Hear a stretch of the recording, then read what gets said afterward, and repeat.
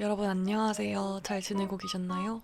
오늘은 간단한 모델 촬영이랑 관광 통역 안내사 자격증 학원 등록을 하러 가려고 합니다. 여러분들의 2월 어떠셨나요? 만족스러우신가요? 저에게 2월은 뭐랄까? 또 마냥 돈만 번다고 앞으로 달리던 걸 좀 잠깐 멈추고 뒤를 돌아보는 2월이었어요. 덕분에 수입이 반토막 이상 나긴 했지만요. 사실 제가 이렇게 프리랜서를 하기로 결심한 건 그렇게 오래되진 않았어요. 작년 2023년 8월에 제일기획 최종 면접에 떨어지고 딱 현타가 딱 오더라고요. 필기 시험이니 면접 준비하니 그 반년이 넘는 그 시간 동안 마음 졸이면서 보냈던 그 시간, 에너지가 너무 아까웠어요. 그때 돈이나 벌걸. 그래서 그때를 계기로 나 이제 이직 준비보다는 그냥 딱 1년 동안은 이 세상에 만들어둔 길이 아니라 내가 맞다고 생각하는 길을 한 번은 가보자. 1년 정도는 나를 믿어보자. 그렇게 작년 8월부터 지금까지 이렇게 열심히 달리기만 했습니다. 그 결과 회사에 다니지 않아도 그래도 월급만큼은 벌 수 있게 되긴 했지만요. 워낙 월급이 기웠었어가지고 아무튼 이렇게 저를 만든 건 이 불안함이었어요. 제가 친하게 지내는 프리랜서 겸 사업가 언니가 있는데요. 언니도 그러더라고요.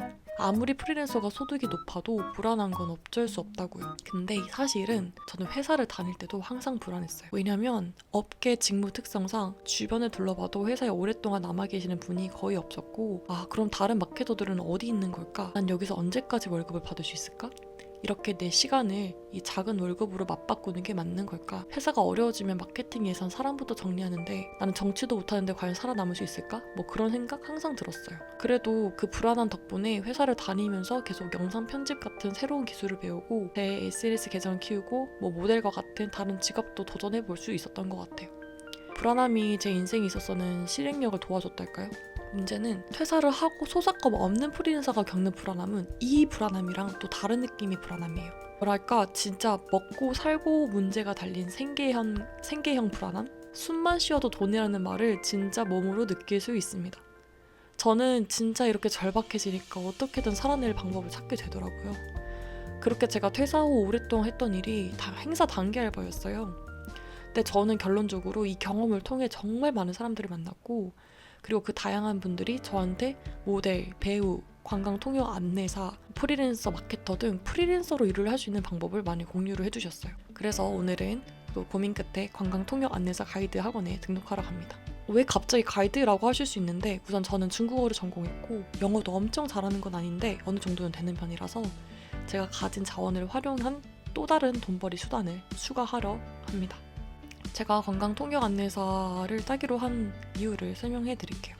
저는 퇴사 후 1년의 기간 동안 제가 정말 회사와 조직생활, 틀에 맞지 않는 사람이란 걸 알게 됐어요. 주말에 일하고 일을 많이 하고 그런 건 진짜 상관이 없는데 매일 같은 사람들과 9 to 6 고정된 시간에만 일을 해야 되는 그 업무 환경이 정말 저랑 안 맞더라고요. 시간의 유동성을 확보할 수 있는 모델 외 다른 프리랜서 직업을 전 찾아야만 했었어요. 그 중 하나가 이제 관광 통역 안내사였고요. 이게 국가 자격증으로 한 번 따면 평생 인정이 되기 때문에 프리랜서로 하고 싶을 때까지 할 수 있다는 게 매력이었어요. 요즘은 여성 드라이빙 가이드 수요가 되게 많이 필요하다고 하더라고요. 이게 뭐냐면 예전처럼 외국인들이 대형 패키지 관광보다는 3인에서 4인 소규모 관광으로 오는 동남아 분들이 많은데 드라이브 겸 그다음에 가이드를 구하는 거죠. 그래서 언니 같은 이모 같은 그런 여자 드라이빙 가이드 수요가 많다고 하셨어요. 그리고 이게 아무래도 일종 면허가 있어야 되는데 여자분들이 보통 일종 면허가 없으시잖아요. 항상 공급은 부족한데 수요는 많아서 이쪽 틈새 시장 좋다고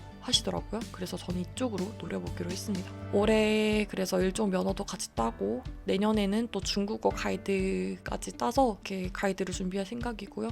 그거 2개 있으면 그래도 절대 굶어 죽지는 않을 것 같아요. 그리고 저는 제 최종 목표가 사업이거든요. 그래서 저는 사업과 병행하기 괜찮은 직업이 가이드라고 생각해서 따기로 했어요. 저는 전에 학생 때부터 큰 사업은 아니지만 중국에서 물건을 떼와서 장사를 했던 적도 있고 그리고 사실 6년 전부터 저는 알리바바 구매 대행을 했었어요. 지금이야 알리바바나 테무나 들어와 있지만 그리고 그 이후에 작년에 의류 쇼핑몰도 창업을 해봤었고 근데 중요한 건 사업이라는 게 노력을 많이 들인다고 해서 확 크는 게 아니기 때문에 리스크 관리만큼 중요한 게 없어요. 그러니까 투자한 만큼 바로 버는 것도 아니고 실패할 가능성도 있기 때문에 항상 준비를 해야 되는 거죠. 말 그대로 버티는 게 쉽지 않은데 그 버티기 위해서는 근로소득이 어느 정도 초반에는 있어야 된다고 봐요. 그래서 저는 엔잡을 하면서 근로소득을 일단 확보하고 그 다음에 저의 사업을 천천히 키워나가기로 결정합니다. 사업이 망하더라도 돌아간 구멍은 일단 만들어두고 싶었어요. 그리고 이건 제 생각인데 그렇게 해야 마음이 편해서 사업도 잘 될 가능성이 크다고 봅니다. 저는 틱톡 팔로워가 약 10만 명 정도가 있는데 거의 대부분이 외국인들이에요.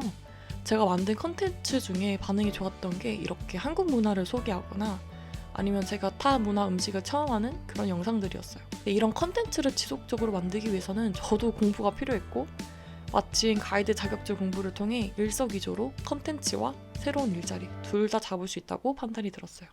그래서 올해 저는 외국인만을 타겟으로 한 한국 문화 여행지를 소개하는 새로운 유튜브 채널도 개설해서 내년에 가이드로 활동하기 전에 사람들을 모을 생각입니다. 그리고 이분들이 원하는 니즈를 찾아서 또 사업을 구상하지 않을까 생각이 들어요. 저는 개인적으로 사람을 모으고 사업을 꾸리는 방향을 좋아하거든요. 리스크가 적어가지고.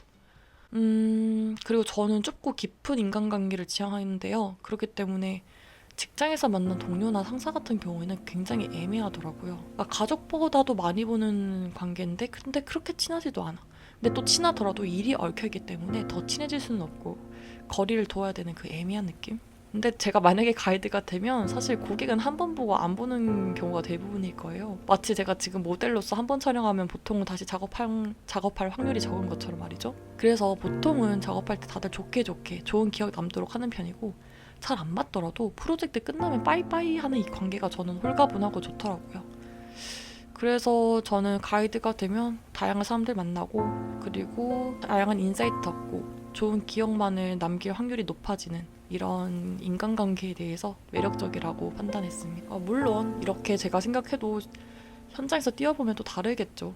하지만 저는 일단 아무것도 안 하는 것보다는 이렇게 준비를 하면서 내년에 어떤 걸 할지 고민하고 성장해 가는 것 자체가 가치가 있다고 판단 들었어요. 여러분들은 다가오는 봄 새로운 계획 세우셨나요? 아니면 저처럼 좀 쉬셨나요? 저 너무 많이 쉬어가지고 진짜 어떡하죠? 번아웃 오기 전에 좀 푹 쉬었습니다. 저는 3월부터는 다시 앞으로 나아가 보려고 해요. 다이어트도 다시 하고 새로운 공부도 하고. 여러분들도 새로 하시게 된 일이나 아니면 하고 싶은 일, 고민 있으시면 댓글로 알려주세요. 2월도 너무 수고하셨습니다. 다음 영상에서 만나요.